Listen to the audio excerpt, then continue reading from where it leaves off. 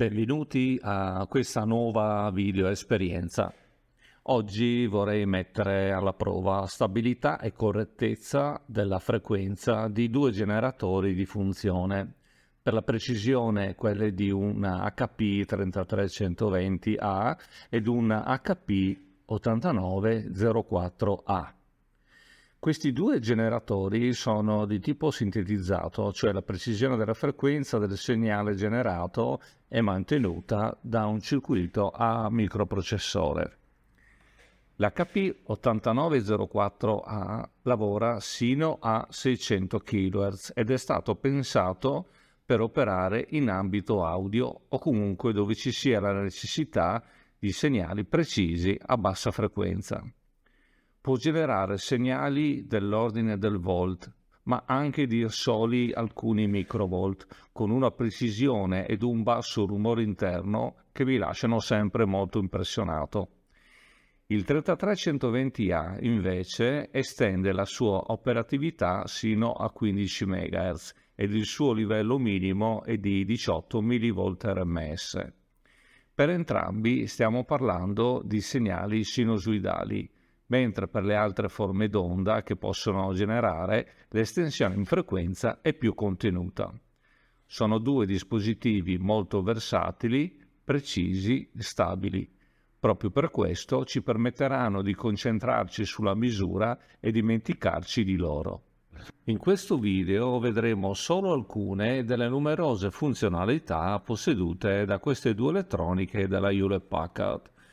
In particolare farò generare da entrambi una sinusoide ad 1 kHz, senza però sincronizzare tra di loro i due segnali.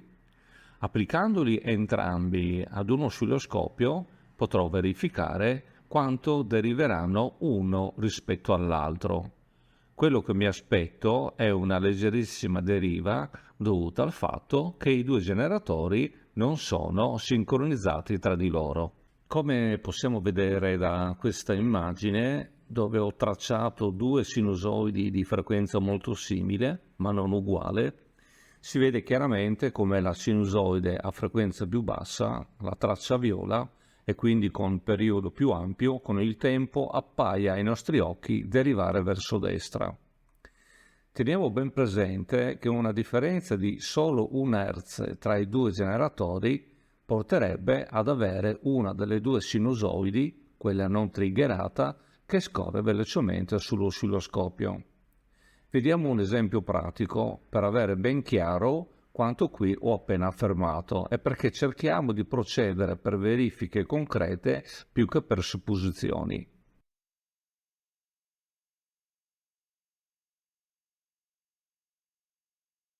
Confermata la supposizione, possiamo già intuire come avere due sinusoidi isofrequenti ma non sincronizzate tra di loro, che appaiono quasi ferme all'oscilloscopio, sia sintomo di stabilità della frequenza e precisione della frequenza generata.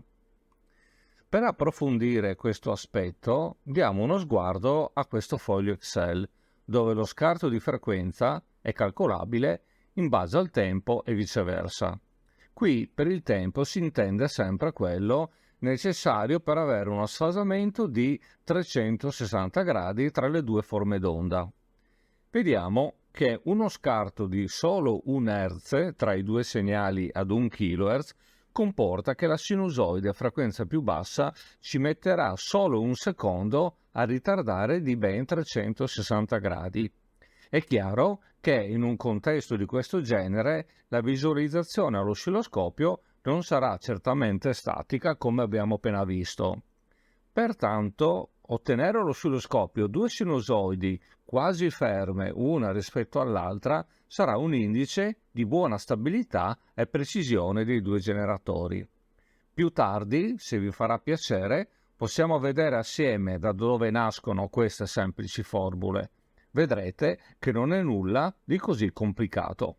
Ritornando a noi, sappiamo ora che ci sarà sempre una certa deriva tra le due forme d'onda, ma ci aspettiamo che sia molto più contenuta e lenta rispetto al test eseguito prima. E proviamo. Possiamo prendere nota del tempo che intercorre tra quando le due sinusoidi sono perfettamente sovrapposte e quando questa situazione torna a ripetersi, i famosi 360 gradi. Nella nostra prova, questo tempo risulta essere di 2 minuti, 5 secondi e 29 centesimi, cioè ogni 125 secondi e 29 centesimi il valore di tensione della prima sinusoide sarà esattamente identico a quello della seconda per un piccolo istante e per ogni multiplo di questo tempo t.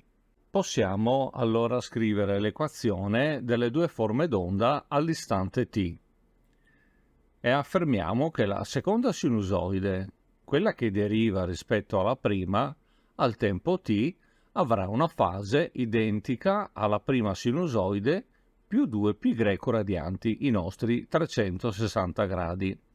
L'abbiamo vista fuggire in avanti ed esattamente dopo tale tempo t avrà raddoppiato di 360 gradi l'altro segnale.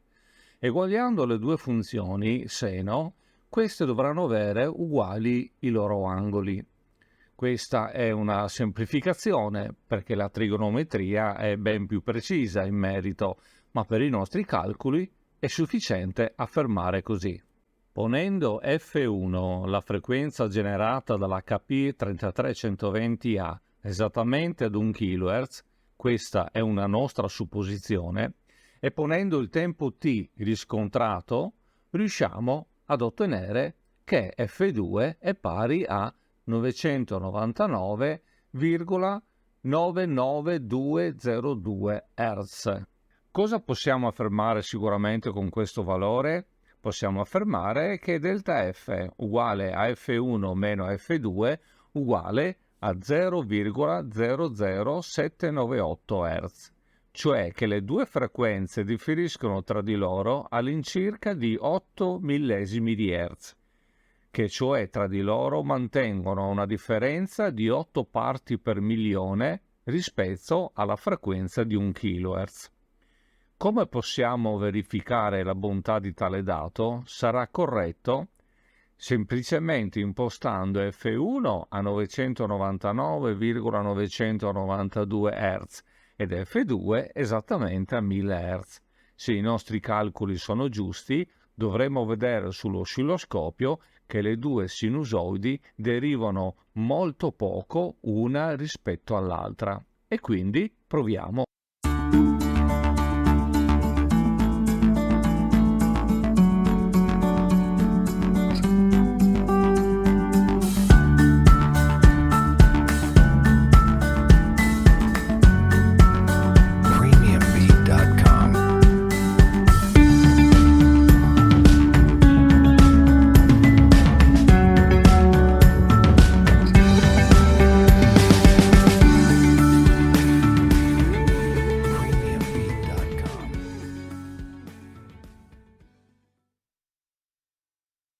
Ed in effetti è proprio quello che accade, è precisamente per uno scostamento di 2π, cioè di 360 gradi, devono ora trascorrere 25 minuti, 39 secondi e 57 centesimi.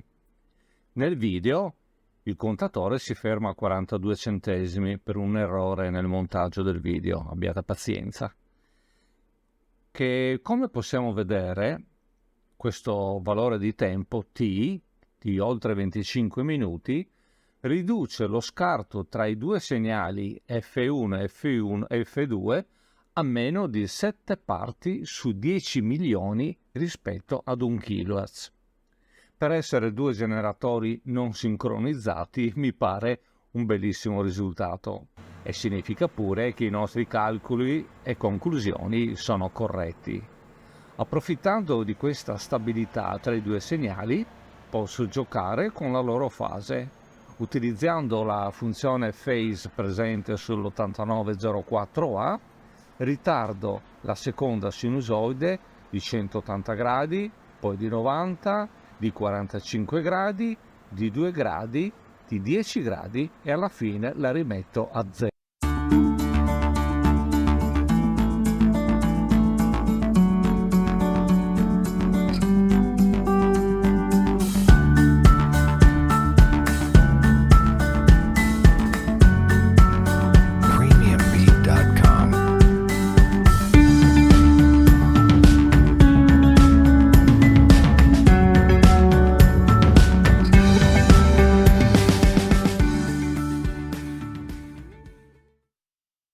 Grazie alla stabilità e alla precisione delle frequenze generate dai due generatori, posso agire su uno dei due segnali e giocare con la differenza di fase tra di loro. Se non avessimo raggiunto una stabilità così spinta, questo non sarebbe stato possibile. Spero di aver stimolato nuovi spunti di riflessione a chi, come me, è la prima volta che esegue misure di questo tipo. Certamente non ho inventato alcunché e probabilmente per molti saranno cose scontate, ma personalmente mi sono divertito molto a far convivere trigonometria e risultati strumentali. Se questa esperienza vi è piaciuta, vi chiedo la cortesia di mettere like a questo video e di iscrivervi al mio canale. Ci risentiamo presto per una nuova video esperienza.